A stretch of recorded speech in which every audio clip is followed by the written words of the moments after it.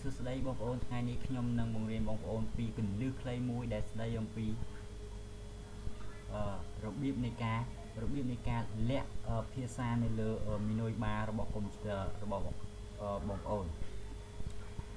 ដូច្នេះបងប្អូនតាមដាននៅវីដេអូនៃការបង្រៀនរបស់ខ្ញុំដូចតទៅទី1បងប្អូនត្រូវចូលទៅកាន់ពាក្យថា control panel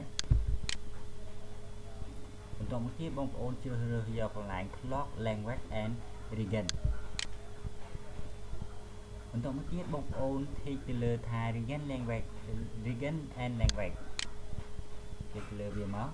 បន្ទាប់មកវានឹងចេញប្រអប់ region and language បងប្អូននៅពេលដែលវាចេញប្រអប់ region and language បងប្អូនធីកយកពាក្យថា keyboard and language បន្ទាប់មកបងប្អូនចុចធីកចុចទៅលើពាក្យថា change keyboard បន្ទាប់មកវានឹងចេញប្រអប់ text switch and input language នៅពេលដែលវាចេញប្រអប់នេះសូមបងប្អូនធីកយកពាក្យថា language bar បន្ទាប់មកត្រង់កន្លែង language bar មាន3ចំណុចគឺទី1 auto floating on desktop ទី2 dock in the taskbar ទី3 hidden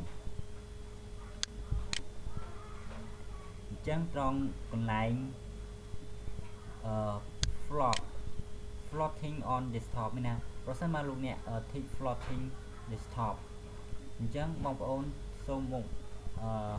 floating desktop នេះណាវាបណ្ដែតនៅភាសាmenu